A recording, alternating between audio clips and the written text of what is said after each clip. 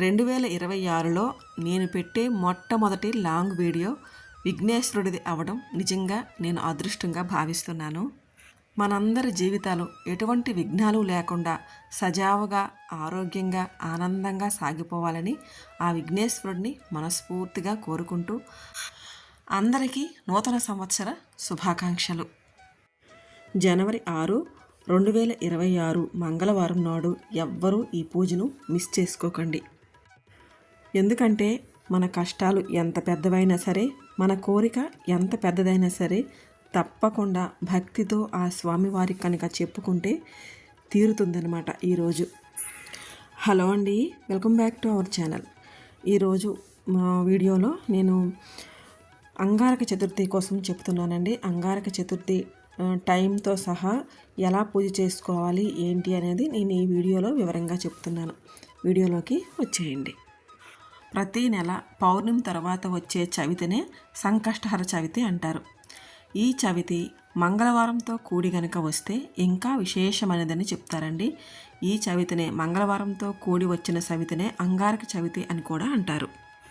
పౌర్ణమి తర్వాత చవితి సాయంత్రంకి ఏ రోజైతే ఉంటుందో ఆ రోజునే సంకష్టహర చవితిగా, మంగళవారంతో కూడి వచ్చిన చవితిని అంగారక చతుర్థిగా పరిగణిస్తారు. ఈ సంకష్టహర చవితి పూజ కొంతమంది ఈ వ్రతాన్ని 3 నెలలు లేదా 5 నెలలు లేదా 11 లేదా 21 నెలల పాటు ఆచరిస్తారండి. అలా మొక్కుకుంటారు. ఈ వ్రతాన్ని చవితి నాడు ప్రారంభించాలి. ఇంకా మంగళవారంతో కూడిన చవితి రోజు కనుక ప్రారంభిస్తే ఇంకా ఎక్కువ ఫలితం ఇస్తుందని చెప్తారు. ఈ సంకష్టహర చవితి నాడు ప్రాతకాలమే నిద్రలెగిచి చక్కగా తలస్నానం చేసిన తర్వాత గణపతిని అయితే ముందు పూజ చేసుకోవాలి. తర్వాత ఒక ఎరుపు లేదా పసుపు రవిక గుడ్డ మొక్క తీసుకొని వినాయకుడి ముందు పెట్టి ఆ క్లాత్ని చక్కగా పసుపు కుంకుమతో అలంకరణ చేయాలి. మనస్సులోని కోరికను చెప్పుకుంటూ 3 గుప్పిళ్ళ బియ్యాన్ని ఆ గుడ్డలో వేసుకోవాలి.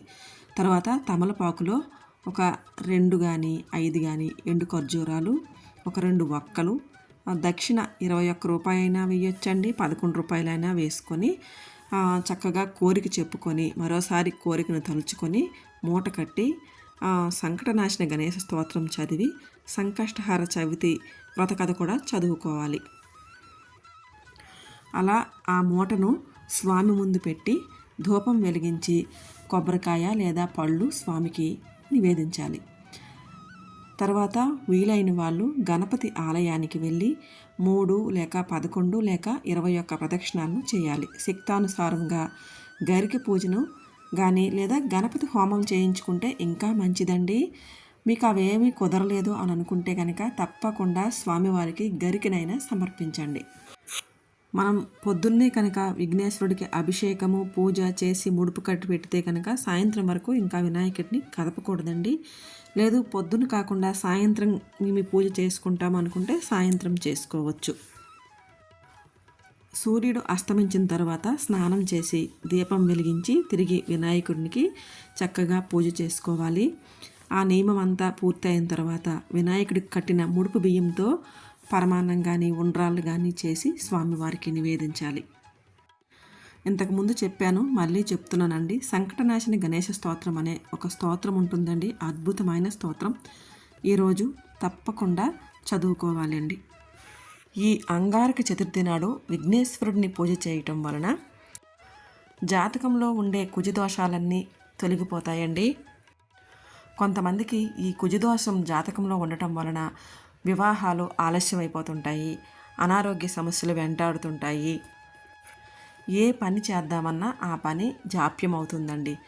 అలాంటి అన్నిటికీ చెక్ పెట్టాలంటే ఒకే ఒక్క మార్గం ఈ సంకష్టహర చవితి రోజున విఘ్నేశ్వరుడిని పూజ చేయడం, ముడుపు కట్టడం, స్వామివారి ముందు మన కోరిక చెప్పుకొని దండం పెట్టుకోవటం. అంతే అండి. ఇంకంతా ఆయనే చూసుకుంటారని మనం ఆయన మీద ఆ భారం వేసి కనుక వదిలేస్తే చక్కగా మన పనులన్నీ పూర్తయిపోతాయి. ఇంకా మనకి ఇంకా ఏం భయము లేదు, చింత లేదు.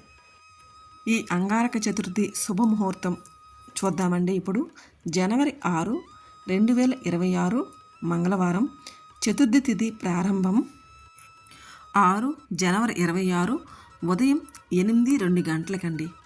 చతుర్థి తిథి ముగింపు జనవరి 7 ఉదయం 6:53 గంటలకు. చంద్రోదయ సమయము రాత్రి 8:54 నిమిషాలకు. స్థానిక సమయాన్ని బట్టి స్వల్పంగా మార్పులు ఉండొచ్చు. ఐ హోప్ ఈ వీడియో మీకు నచ్చిందని అనుకుంటున్నాను. వీడియో నచ్చితే కనుక లైక్ చేయండి, షేర్ చేయండి, సబ్స్క్రైబ్ చేసుకోండి. మళ్ళీ మంచి వీడియోతో కలుద్దాం.